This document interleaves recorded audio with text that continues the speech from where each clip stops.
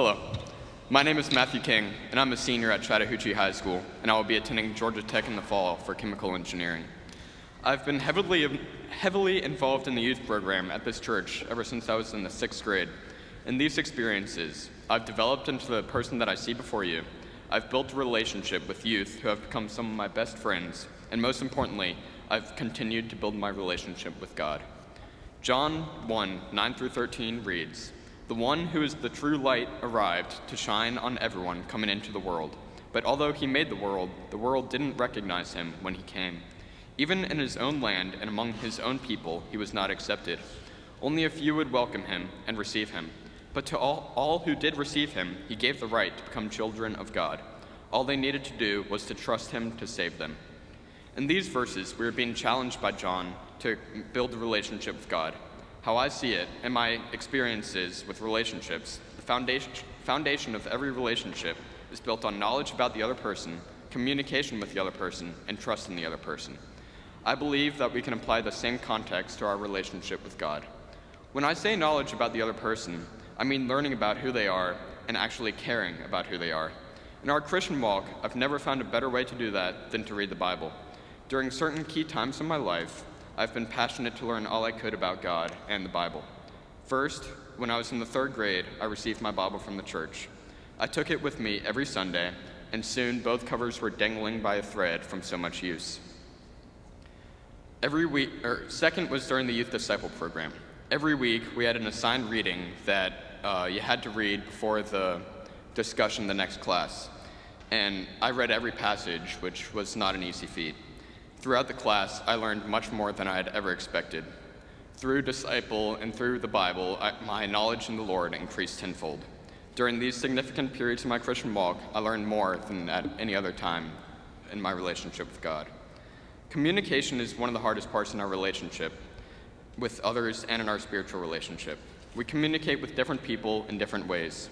With some people, we should be straightforward, while with others, we appeal more to intuition. Some people react better to emotions and feelings, while others need facts and concepts. In our communication with God, the most important part is how we effectively communicate.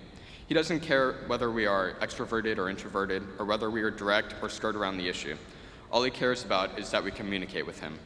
He will know what we mean no matter how we say it or what we do, whether it is through prayer, worship, nature, music, or any other way. For me, my favorite way to communicate with God is through nature. From sitting at the waterfall at Camp Glisten to going to Epworth by the Sea with the youth group, I've felt the closest to God when I'm in nature. Probably the closest that I've ever felt to God is when me and my 3 closest friends and our dads were all canoeing in Canada. We didn't see anyone for days, and I remember vividly making a turn, having the wind blow at our backs, and singing the Old Irish Blessing. It was truly both a religious and spiritual experience. The next and final part of how to build a strong relationship is definitely the hardest: trust. John 9:13 reads, "All they needed to do was to trust him to save them." There are times in our life when we feel far away from God. It's in these times that we need to try to move towards him and to trust him. One of the people who helps with the youth group says, "The Bible will keep you from sin, or sin will keep you from the Bible." It's the times when we do not want to trust God that we normally need him the most. We might feel like God has changed in our relationship with him, but usually it is us who has changed. To make our relationship with God work, we need to put forth effort. We need to spend time daily with him to help our trust in him grow and develop. It is not easy, but things in life that are great usually aren't. The reason that I talked about relationships today is because I will soon leave for college. I've built lifelong relationships with people both within and outside of this church, but many of us will be going to different colleges in different states. I'm nervous about how hard it will be to stay in contact with everyone that I've grown so close to. Additionally, I will be leaving this church, where the foundation of my faith has started and has grown. Our youth director, Andy Webb, has worked hard to create an environment that makes me want to attend regularly, which I will forever be grateful for, and I hope to find a similar church family in college. I will need to learn how to continue to grow as I go through this change in my life, to realize that it's not the building that I have a relationship with, but it's the people within the church.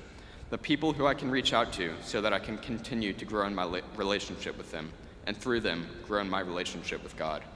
I will need to remember that although I am far away, God is always with me. I've heard some historians say that the Bible reflects to us man's constant pursuit of a relationship with God. But as I am seeing the changes coming towards me, I think the Bible is all about God's pursuit of a relationship with us. Thank you.